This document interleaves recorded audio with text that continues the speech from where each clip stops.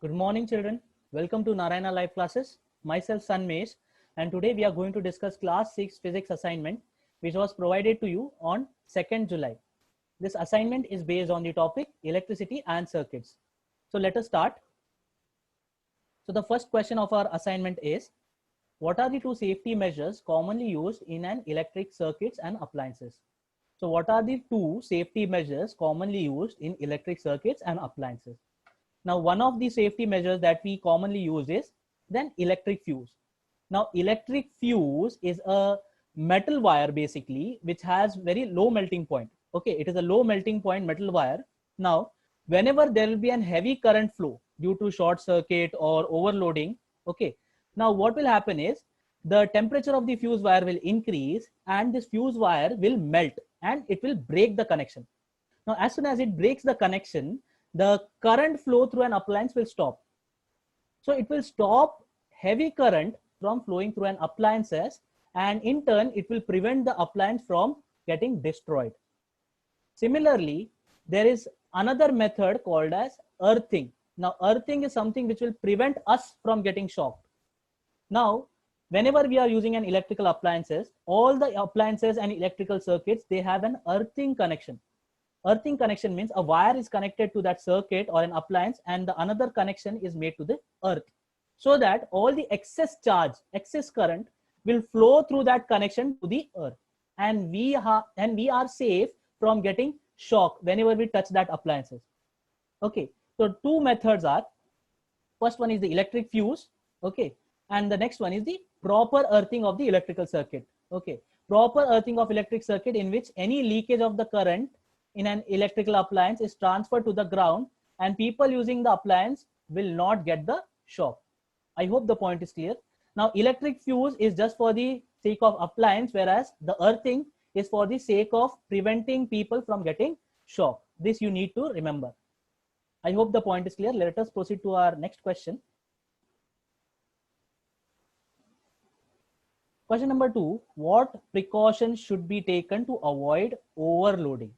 Now, what do you mean by overloading? Basically, if you connect too many appliances to a single power supply, okay, it will like all those appliances will draw too much power from that single power source, and that power source will be overloaded. Just like, for example, if I give many different works to a same person simultaneously at the same time, if I give too much work to a single person, then that person will say, I'm overloaded, I'm overburdened with so many works and I cannot do it.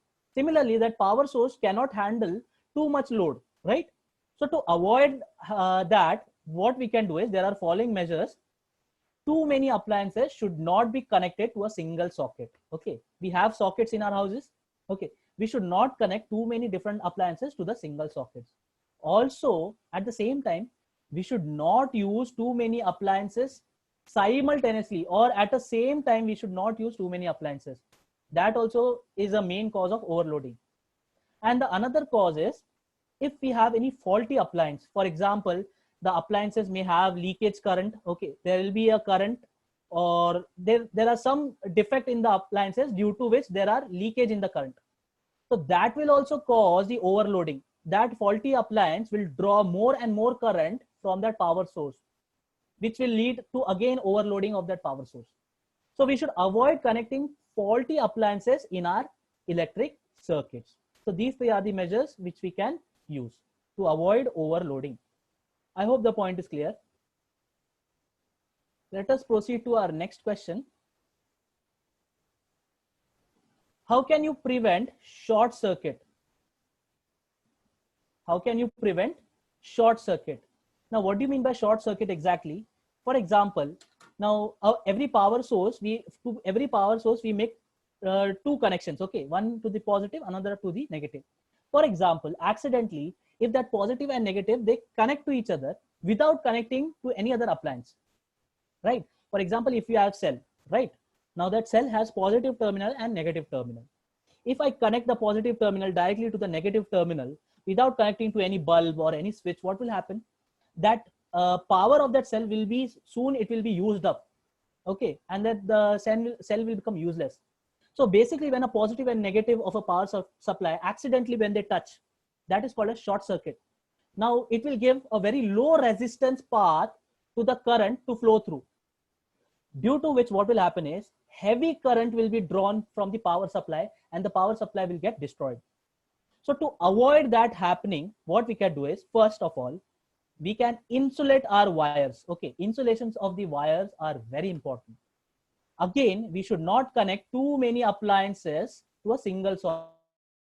Now, whenever we connect too many appliances to a single socket, there might be a chance that connection of one and another, they might touch to each other accidentally, and again there is a short circuit. So we should avoid connecting too many appliances in a single socket. And the metallic appliances, again, there should be a proper earthing, so that the earth wire provides a low resistance conducting path for a current. So it will carry all the current to the earth, and we are safe for using the appliance. So these are the preventive measures which we can use for the short circuit, or to avoid the short circuit. Let us proceed to our next question.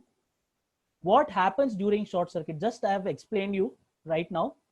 Actually, there is an accidental connection between the positive and the negative terminal of the battery or a cell without connecting to any other power or without connecting to any other appliance. Now, if any other appliance is not connected, just the positive and negative of the cell or the battery is connected, what will happen? Heavy current will be drawn, which will not be used up by any other appliance, because there is no appliance connected in the circuit. And this short means the connection is providing a low resistance path to that current to flow. Obviously, the current will not flow through that appliance. It will pass through the low resistance path. So to avoid it, again, we saw the preventive measures. So let us see actually what is the short circuit. I have written it here. A short circuit is simply a low resistance connection between two conductors. So if we have two conductors, if we are connecting them, we get a very low resistance connection, supplying electrical power to any circuit. This results in the excessive current flow. As I've discussed, there will be a tremendous current flow through that short. Short means the connection. Okay. And even may cause the power source to be destroyed. Again, this point also I explained you, because whenever we accidentally connect both the terminals, there will be a heavy current flowing through. The heavy current will be drawn from the power supply, and the power supply eventually will be destroyed. I hope the point is clear to you all. Let us proceed to our next question. Again, question number 5. Why rubber and plastic used to cover electric wires and plug tops? Now we know that the rubber and plastics, they are the insulators. Okay. So they will provide a proper insulations for our electric wires and plug tops, so that we are safe from getting electrical shock while handling those electrical wires and plug tops. Okay, so the main reason is rubbers and plastics are the insulators. Rubbers and plastics are the insulators.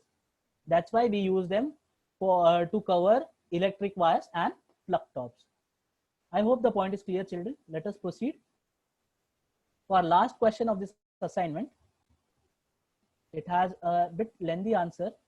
How does electrical shock occur, and how can it be prevented? So the first thing is, to prevent an electrical shock, we need to avoid water while using our electrical appliances. We should not operate any of the appliance with our wet hands, especially when we are in bathroom.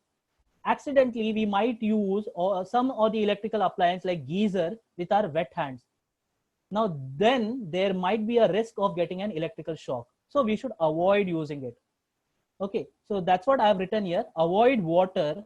A common cause of electrical shock is using appliance near water source. So near water source, we should avoid using any electrical appliance, and keep all your electrical appliance away from the water, whether in the bathroom, kitchen, or workplace. Even if you are not using them, electrical devices can fall into your bathtub or sink and discharge electricity through you.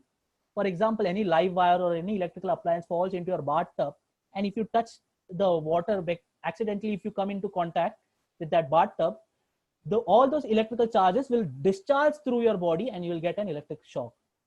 So remember, never ever touch the electrical appliance when you are wet. You should avoid doing that. Another one, workplace precautions. So if you use a lot of electrical tools at workplace, for example, people like scientists, okay, they work in labs and they use a lot of electrical tools. So for their safety, what they should do is, now in future also, many of you are going to work in labs and industries. And so you should remember all these things. Whenever you are applying, whenever you are working with the electrical appliances, you should do it with the proper insulations. You should wear rubber soled shoes and gloves, and all the non-conducting gloves we should use, so that we are safe from getting electrical shock. Okay. And always make sure that to always make sure to inspect every piece of the equipment which we are going to operate. So for example, certain instrument which we are going to use or we are going to operate, make sure that every equipment is working properly and every piece of that equipment is working properly. Replace any of the frayed cords or damaged piece before using the equipment. Frayed cords means, if for example there are worn out or torn cords, if there are broken wires, we should replace it with before using that electrical appliance. I hope all the points are clear. Majority of the questions in this in this assignment were based on the safety before using the electrical appliances or electric circuit. I hope all the points are clear. Thank you so much.